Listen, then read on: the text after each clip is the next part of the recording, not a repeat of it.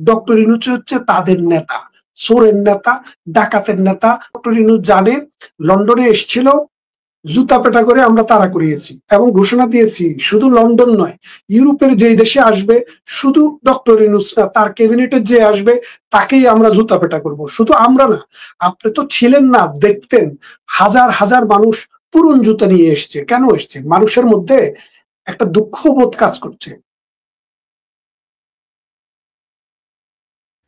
মনিরুল ইসলাম, আপনারা হচ্ছে গিয়ে যত মানে এত বর্ষণ করেন বুঝতে পেরেছেন, কিন্তু কোনো গর্জন আছে আপনাদের, কিন্তু কোনো বর্ষণ নাই, বুঝছেন? যত গর্জে তত বর্ষণ। আপনি বলেন যে ডক্টর ইউনূসকে আপনারা জুতা পেটা করেছেন লন্ডনে, রাইট? এটা কি সত্য? সত্য না তো?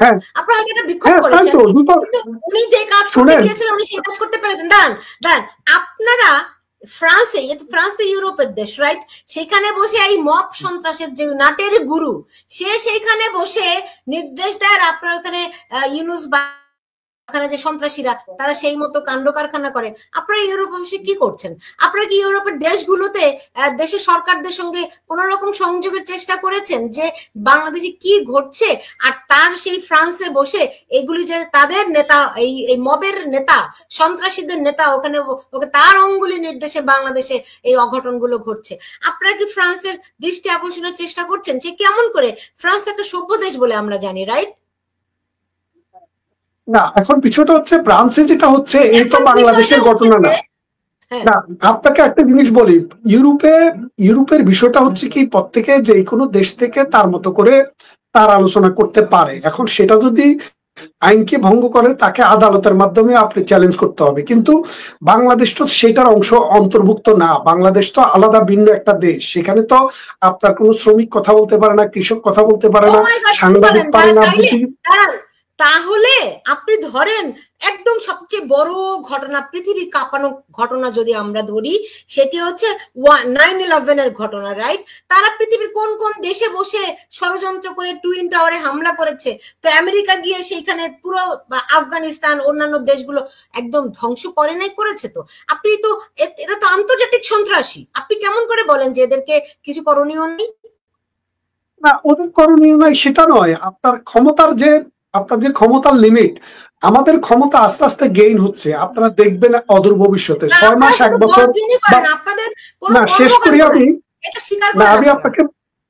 আমি আপনাকে বলি, একটা দেশে যখন একটা পার্টি যখন 16 বছর ক্ষমতায় থাকে, তখন কিন্তু তাদের ফেস ভ্যালু কিন্তু কমে যায়। আন্তর্জাতিক মহলে আমাদের বিরুদ্ধেও কিন্তু কম অভিযোগ নেই, আমাদের বিরুদ্ধেও কিন্তু অনেক অভিযোগ আছে। যে অভিযোগগুলো আন্তর্জাতিক মহলে আমাদের বিরুদ্ধে প্রতিষ্ঠিত হয়েছে, সেই অভিযোগগুলোকে খণ্ডিয়ে আমরা যখন এটা প্রমাণ করতে পারবো যে আমাদেরকে তারা ছাড়িয়ে গেছে, তখন কিন্তু আন্তর্জাতিক মহল আস্তে আস্তে আমাদের দিকে আসবে। এখন যে আশাটা, এই আশার জন্য আমার কাছে, আপনার কাছে, যারা বাংলাদেশকে নিয়ে ভাবি কাজ করি, তাদের কাছে 1 বছর অনেক লম্বা সময়, কিন্তু আন্তর্জাতিক মহলের কাছে 1 বছর খুব বেশি লম্বা সময় নয়। সুতরাং আন্তর্জাতিক, তার মানে আপনি স্বীকার করে নিলেন আওয়ামী লীগ আমলে যেই অঘটনগুলো আওয়ামী লীগের লোকজন করেছে, সেইটার ফলাফলে বাংলাদেশে আজকে এই ঘটনাগুলো ঘটছে, তাই তো? আমাকে ব্যাখ্যা করতে দেন, আমি সেটা বলিনি। আমি বলেছি আওয়ামী লীগ যখন বাংলাদেশ শাসন করেছে, আওয়ামী লীগের শাসনামলেও কিন্তু অনেক অকারেন্স হয়েছে। যে অকারেন্সটা হয়েছে, বাংলাদেশ 18 কোটি মানুষের দেশ, সরকারের পক্ষ থেকে দেখেন, আদম হাওয়ার যুগ থেকে হত্যা একটা নিষিদ্ধ ঘটনা, কিন্তু হত্যা কিন্তু ব্রিটেন আমেরিকা কোনো দেশেই বন্ধ হচ্ছে না। অর্থাৎ বাংলাদেশেও হত্যা নিষিদ্ধ, কিন্তু হত্যা বাংলাদেশেও হয়। আপনি হত্যাকে নিষিদ্ধ করতে পারবেন না, সরকার হত্যাকে নিষিদ্ধ করতে পারবে, হত্যাকে বন্ধ করতে পারবে না, কিন্তু হত্যা হলে সেটার বিচার যেন হয় সেটা দায়িত্ব নেওয়া। বাংলাদেশের আওয়ামী লীগের সময় যে কোনো অপরাধ হয়েছে, আওয়ামী লীগ, বিএনপি হোক, জাতীয় পার্টি হোক, জামাত হোক, আমরা তাকে ধরেছি এবং বিচারের আওতায় এনেছি। কারণ হচ্ছে সিভিলাইজেশন। আমরা যে বলি সিভিলাইজ মানুষ বলি, এটার বেসিসটা কি? Rule of law is the basis of civilization. এখন বাংলাদেশে যদি রুল অফ ল থাকতো, বেসিস থাকতো, আমরা ক্ষমতা নাই এই নিয়ে আমাদের কোনো টেনশন নাই। আপনি কি সারা বছর ক্ষমতায় থাকবেন? গণতান্ত্রিক দেশে অন্য কেউ ক্ষমতায় আসতে পারে, তারা ক্ষমতা চালাক, তারা বাংলাদেশের মানুষকে খুশি করতে পারলে দেশ চালাবে। এটা আমাদের কি আসবে? আওয়ামী লীগরা দেখলে তো মনে হয় তারা ভেবেছিল তারা চিরস্থায়ী বন্দোবস্ত করে ফেলেছে, তারা চিরকালই ক্ষমতায় থাকবে। না, এটা তো অবশ্যই আমি আপনার সাথে কিছু কিছু জায়গায় তো একমত পোষণ করি যে গণতান্ত্রিক দেশে লং টাইম ক্ষমতায় থাকার চেষ্টা করাটা অন্যায়ের কিছু না, কিন্তু ক্ষমতায় যাওয়ার যে পথ, সেই পথটা যখন আপনার কোশ্চেনেবল হয় তখন কিন্তু আপনার ক্রেডিবিলিটি নিচে নেমে যায়, যেটা আওয়ামী লীগেরও নেমেছিল। সেই ক্রেডিবিলিটি ডাউন হওয়ার কারণে আজকে কিন্তু আওয়ামী লীগ আন্তর্জাতিক এরিয়াতে সেটু গেইন করতে সময়টা যা লাগার কথা ছিল তার থেকে বেশি লাগছে। আমিও তো ব্যক্তিগতভাবে বহু জায়গায় ধর্ণা দেই, বহু জায়গায় কথাবার্তা বলি, বহু জায়গায় চেষ্টা তদবির করি, অন্যায়ের বিরুদ্ধে প্রতিবাদ করি। কিন্তু এখন বিষয়টা হচ্ছে, আমি যেহেতু লং টাইম আমার সরকার যেহেতু সার্ভিং গভর্নমেন্ট ছিল, সেহেতু আমাদের বিরুদ্ধে যে নেগেটিভ একটা অ্যাটিটিউড তৈরি হয়েছে সেটা ওভারকাম করতে নিশ্চয়ই আমাদেরকে কিছু সময় দিতে হবে। সেই সময়টাই আমরা নিচ্ছি। কিন্তু আমি বারবার আসিয়াছি পুরো বিপ্লব হেতু।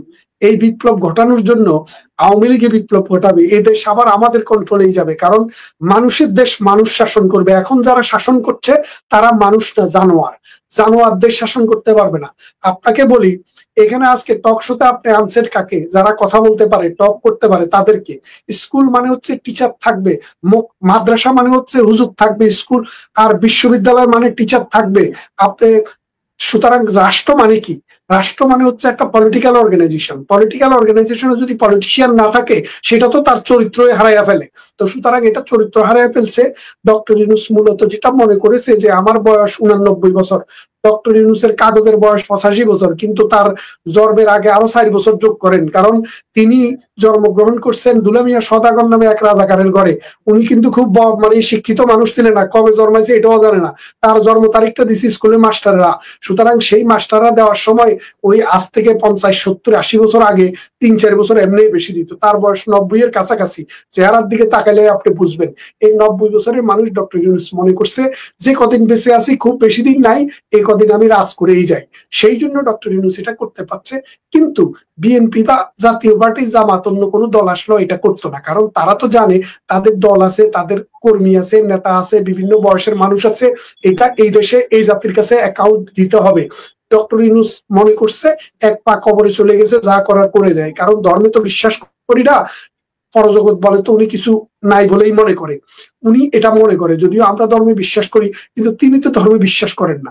তিনি একজন নাস্তিক মানুষ, কিন্তু দেখান উনি মৌলবাদীদের গডফাদার। চিন্তা করি দেখেন, জামাতে ইসলামের বগলে নিয়ে নিয়ে ঘুরে, বিভিন্ন মাজারে মাজারে যায়, কিস্তি টুপি মাথায় দিয়া মানুষকে প্রোডালেন্টলি নিজের চেহারাটা উপস্থাপন করে। তো সেই জন্য বলছি, বাংলাদেশ পড়ছে আজ একটা মহা বদমাইশের খপ্পরে। এই বদমাইশের হাত থেকে এই জাতি, এই সমাজ, এই দেশকে যদি তুলে আনতে হয়, বুদ্ধির মুক্তি, চিন্তার স্বাধীনতা, সাংস্কৃতিক ধারাবাহিকতা এবং হাজার বছরের আমাদের যে ঐতিহাসিক ভাবে যে আমাদের ঐতিহ্য, সেটাকে লালন করতে হলে দল, মত, ধর্ম, বর্ণ নির্বিশেষে প্রত্যেক নাগরিককে, শুভবুদ্ধি সম্পন্ন মানুষকে এর বিরুদ্ধে রুখে দাঁড়াতে হবে।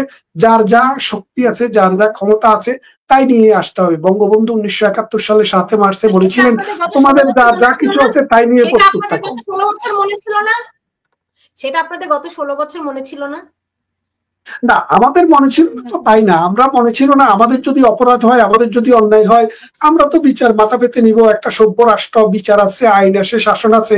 আপনি আমাদের বিচার করেন, আমরা তো তার বিরোধী না। কিন্তু আপনি তো আমাদের বিচার করতে আসেন নাই, আপনি আসছেন দর্শন করতে, হত্যা করতে, লুণ্ঠন করতে। আপনি প্রতিবন্ধী লোককে, এই যে 2 দিন আগে 3 দিন আগে এই মুরাদনগরে যে ঘটনাটা ঘটলো, সভ্য দুনিয়াতে এরকম কয়টা ঘটনা ঘটে? পৃথিবীতে কয়টা ঘটনা আপনি দেখেছেন এরকম? কারণ এখন আপনি যে আমাকে বলছেন আমার রিপ্লেসমেন্ট, আপনি ডক্টর ইউনূসকে মনে করেন, আওয়ামী লীগের রিপ্লেসমেন্ট আওয়ামী লীগ বিএনপি কে মনে করেন। মনে করতে পারেন, কিন্তু ডক্টর ইউনূস না। কারণ কি, আমরা যখন ক্ষমতায় ছিলাম, আমরা যখন দেশ চালিয়েছি, আমাদের অনেক ডিফেক্ট ছিল। এটা আমি বিশ্বাস করি। ডেমোক্রেসি আমরা প্রপারলি ফাংশনিং করতে পারি নাই। কারণ বাংলাদেশ আওয়ামী লীগ তো কোনো ফেরেশতারা চালায় না, মানুষেরাই চালায়। মানুষের ভুল ত্রুটি আছে, অন্যায় আছে, নির্যাতন নিপীড়ন যদি করে থাকি, সেটার বিচার আপনি করেন, আমরা মাথা পেতে নেব। কারণ দেশকে বিশ্বাস করি, এই দেশকে শাসন করার জন্য যারা আসবে তারাই আইনগতভাবে অন্য নাগরিকের বিচার করবে। আপনিও করেন, আমাদের ওটা সমস্যা নেই। কিন্তু আপনি দর্শন করবেন কেন? আপনি মানুষের বাড়ি জ্বালাবেন কেন? 32 নম্বর ভাঙবেন কেন? আপনি কোর্ট থেকে অর্ডার নিয়ে এসে আপনি আমার বাড়ি নিয়ে যান, আপনি আমার বাড়িতে হামলা চালাবেন কেন? আপনি যদি মনে করেন আমি দুর্নীতি করেছি, অন্যায় করে টাকা কামিয়েছি, আপনি আমাকে কোর্ট থেকে আদেশ এনে আমার বাড়ি থেকে উঠায় দেন। কারণ রাষ্ট্র তো আপনাকে ক্ষমতা দিয়েছে। তা আপনি যদি সেটা না করে আমাকে দর্শন করতে আসেন, আমার বোনকে উঠাই নিতে আসেন, আমার বাড়ি দখল করে নেন, আমার ব্যবসা প্রতিষ্ঠানে তালা লাগিয়ে দেন, আগুন লাগিয়ে দেন, এ তো মানুষের কাজ না, এটা তো বর্বর, অসভ্য। বিএনপি যখন ক্ষমতায় আসে বাংলাদেশকে দুইটা ভাগ করছে, একটা হলো মুক্তিযুদ্ধের সপক্ষের শক্তি, আর একটা হলো মুক্তিযুদ্ধের চেতনা বিরোধী ভারত বিরোধী পাকিস্তান প্রেমী সরকার। এখন জিয়াউর রহমান যতদিন বেঁচে ছিল ততদিন তিনি নেতৃত্ব দিয়েছেন সেই ফোরামটার। জিয়াউর রহমান যখন মারা যায় তখন এরশাদ সেই নেতৃত্ব গ্রহণ করেছিলেন। আবার এরশাদের পরবর্তী সময়ে আইসা সেই নেতৃত্বটা বিএনপি দিয়েছে জামাতকে নিয়ে।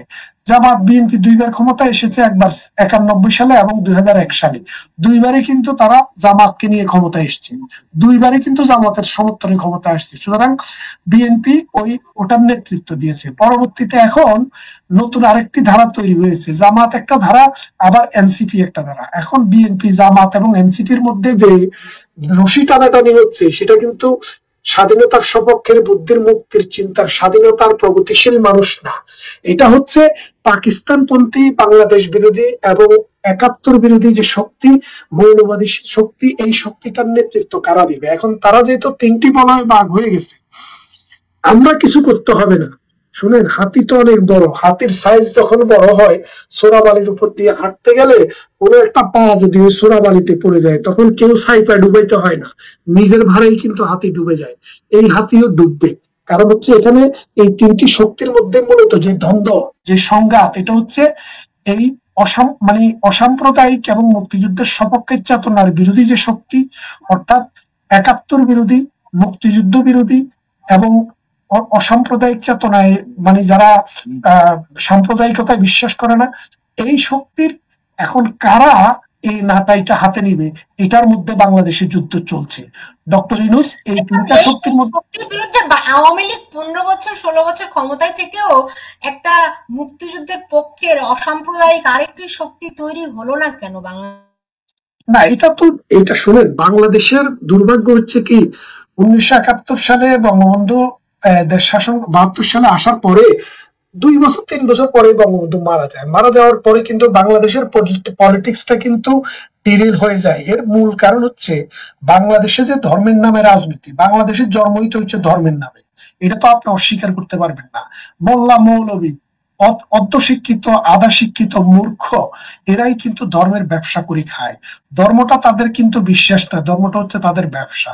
এই ধর্ম ব্যবসায়ী মানুষটা, আমাদের সৈয়দ ওয়ালিউল্লাহ বলছিল যে দেশে শস্যের চেয়ে আগাছা বেশি আর ধর্মের চেয়ে টুপি বেশি। এই ধর্মের চেয়ে টুপি বেশি এবং আগাছা বেশি দেশে আপনি খুব বেশি কিছু আশাও করতে পারেন না। এর কারণ হচ্ছে বাংলাদেশ এখন মুখ ফিরেছে পাকিস্তানের দিকে। আপনি যদি দেখেন, আপনি একজন সাংবাদিক, আপনার বন্ধু কারা? বেশিরভাগ হচ্ছে সংবাদ জগতের লোক, আর আমি একজন লয়ার, আমার বেশিরভাগ বন্ধু হচ্ছে লয়ার জগতের লোক। তেমনি একটা দেশের বন্ধু দেখে বোঝা যায় সে আসলে কোন শ্রেণীর লোক। বাংলাদেশের বন্ধু যখন পাকিস্তান, আফগানিস্তান, তখন আপনাকে বুঝতেই হবে বাংলাদেশে কিন্তু সেদিকেই কিন্তু যাত্রা করেছে। আপনার যাত্রার সঙ্গী হচ্ছে এখন পাকিস্তান, আফগানিস্তান। সুতরাং আমরা যেটা বিশ্বাস করি, বাংলাদেশের প্রগতিশীল শক্তি, বাংলাদেশের চিন্তাশীল বুদ্ধিভিত্তিক চেতনার মানুষরা জেগে উঠবে। একটু সময় লাগতেছে, সময় লাগবে, আপনি কিছু করতে পারবেন না, আমিও কিছু করতে পারবো না, কিন্তু আমরা আশাহত নই।